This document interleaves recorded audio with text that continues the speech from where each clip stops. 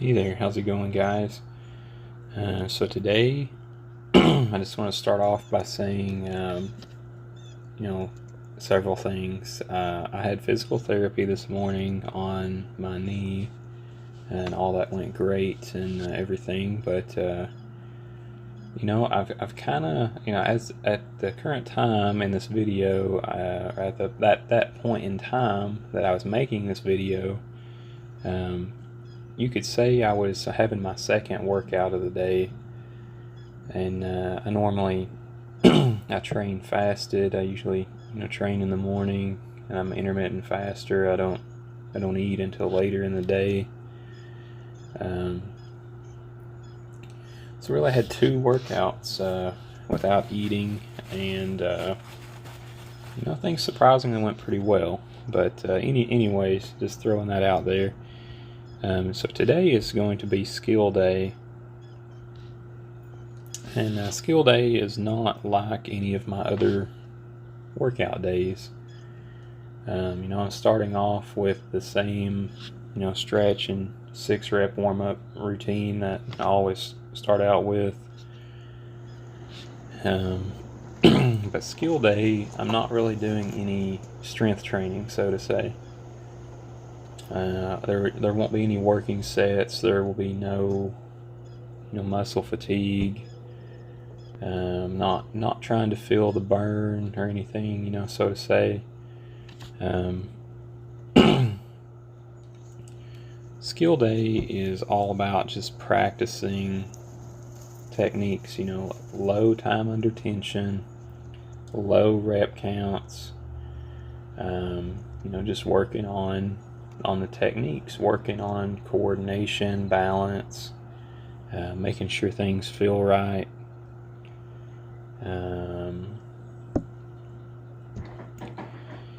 On a normal strength training day, I normally also practice skills, but it's just for a short amount of time right after my warm-ups, and then I get into the working sets, which is the main focus on a strength training day.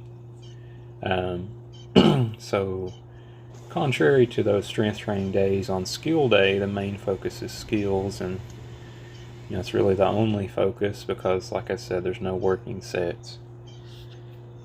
So I just kind of wanted to give a good overview of strength training day versus skill days. So I'm just practicing, or I'm just going to be practicing various skills I've been working on. Today I'll be practicing some one-arm pull-up, planche. I think I hit handstand push-ups a little bit. I think there's human flag training. I even try something I hadn't tried since before I injured my knee. I think it's called a Korean transition. It's where you kind of pull yourself up around the bar. It's pretty neat. Something that it's different. You don't really see those too often unless you watch some of the the more advanced calisthenic athletes on just montages or compilations of freestyle training is what I'm trying to say. But anyways, I'm getting loosened up. This is something, I don't know if I've shown this before, but I'm following the 6-rep warm-up with this. This is more of a pull day specific warm-up. I know I've mentioned that terminology before, but this is different. This is this is me using one of the thicker bands, just kind of get things going, especially the one-arm stuff. Today was very interesting because I've been taking it really easy on my pull training, where I've been having some issues with my right shoulder. And, things started out great. I'm doing my warm-up, I'm pulling the band down with one arm, and everything felt great. This This full body warm up here felt nice. My shoulder, normally when it bothers me, it's kind of on the front, like the front edge. I'm not sure how to describe this without using medical terminology, but it's around the tip of the acromial process. For those of you that are medically inclined, but anyways, that's normally where I feel some discomfort, and I wasn't feeling that today. Even when I was doing all the pull-ups, the push-ups, during this handstand here, everything was feeling great. So I think on my previous pull days where I switched to the rings and where I stayed out of the bottom of the range of motion, I think those done good things for me.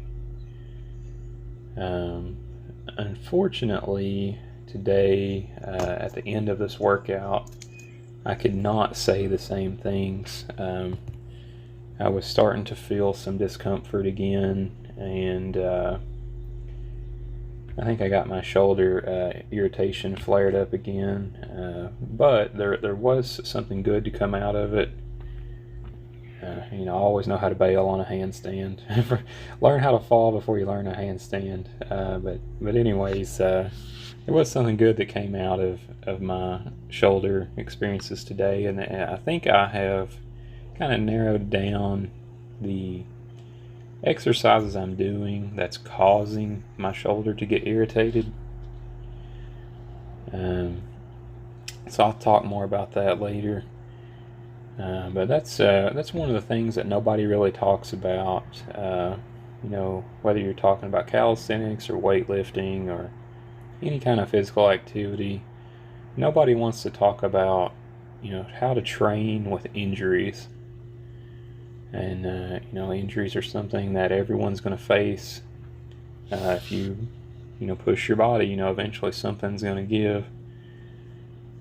But anyways, I'll hold off on that for now. Here is a one-arm pull-up training technique that I done several years ago, and to be honest with you, I don't really know why I stopped training them this way, because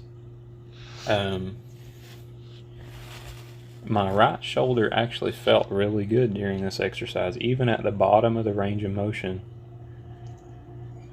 Looking back on this, I was just playing with the techniques. I was just trying some things.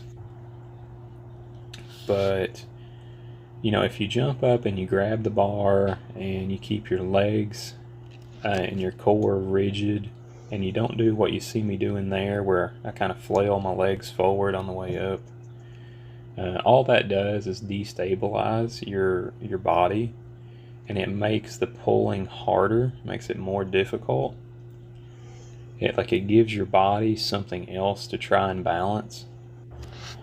But anyways, try to keep your body nice and rigid and not flail around when you do those techniques. But I really wish I had, I hadn't stopped training one-arm pull-ups that way. That grip felt nice. My shoulder felt nice in that position. So I'll definitely be adding that one back into the toolbox. When I was trimming these clips here, anyways,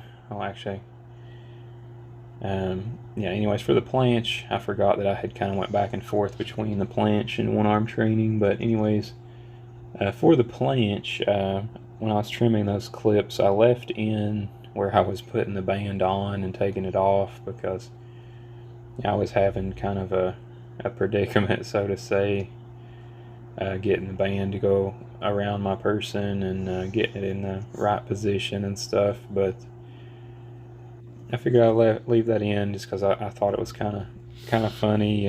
Hopefully you do too.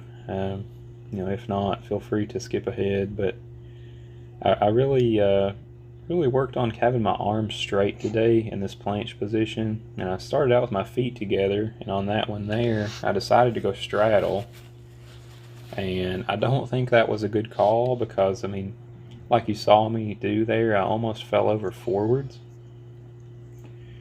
So I'm not sure if it was something I did wrong or what. You know, this is something new. This is a new training progression I'm trying for the planche. I think this is my second time actually ever trying that. The last time I tried this was on push day, you know, my past push day video. But I did like how this felt. I really got to, you know, keep my arms straight and you know, just build up my strength. I got to get my body used to being in that position.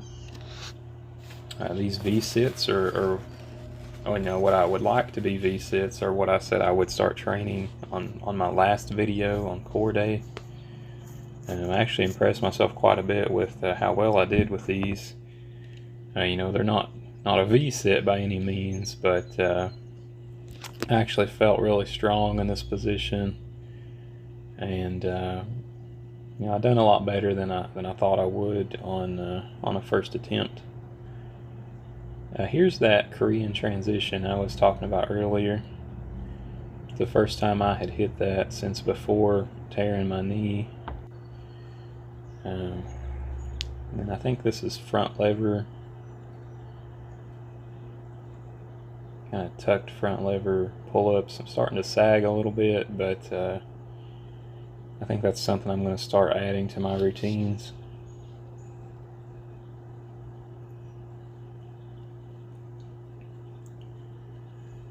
And then here is, I believe, back lever, if I remember correctly.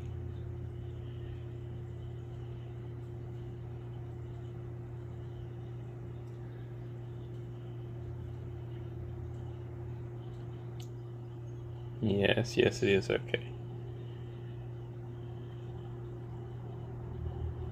You know, I felt a little weaker today than I normally feel, and I don't know if it was, you know, like I said at the beginning of this video, where it's kind of like my second workout of the day, and I was still fasted, or, you know, maybe I hadn't recovered enough from the last workout, or, you know, sometimes we just have days that aren't our days, so to say, but anyways, here I was training strict muscle ups. That ring muscle up you saw, I was trying to do a strict ring muscle up. But here's my attempts at some strict bar muscle ups. And then a little spin over. Had some chicken wing on those, but it wasn't anything too bad. Here's just a freestanding handstand. Oh, actually, I'm sorry, that's handstand push-up attempts. My balance wasn't the best today, and you know, I could make all kinds of excuses, but you know, we'll try again next time. Here's the flag training. I actually felt pretty strong on this, you know, despite how I was just talking about how I felt weak. These actually felt pretty good. The shoulder felt good. You know, so whatever I've been doing for my shoulder up until this point, I think has been, you know, steps in the right direction. Always go slow and listen to your body, like I've said a lot before. Here is the exercise, or here's the grip, so to say, that my shoulder did not like. This immediately caused my shoulder to start aching when I grabbed the bar and tried to hang this way. You can see there I'm tapping the ground with my foot because I can't even put my body weight on the arm. The left one felt okay. I was able, you know, to suspend myself, but I still wasn't able, you know, to hang very strong. So I immediately recognized, you know, because that's how bad the exercise was, or how bad it was making me feel. I immediately recognized this, and I tried to switch the grip up a little bit back to the way I was doing those one-arm pull-ups earlier with the band through over the high bar. And this felt so much better. You know, my shoulder is irritating me at this point from that one particular exercise, but I could still definitely feel a difference depending on how I grabbed the bar. if you grab, depending on how much your body is rotated into the bar, it definitely seems to increase the amount of strain that it puts on your shoulders. So something to keep in mind if you're training one-arm pull-ups and things aren't feeling so good for you. But that's pretty much a skill day. In the future, I may make these a lot shorter with just some highlights or something. Let me know what you'd like to see. But thank you so much, and have a great day.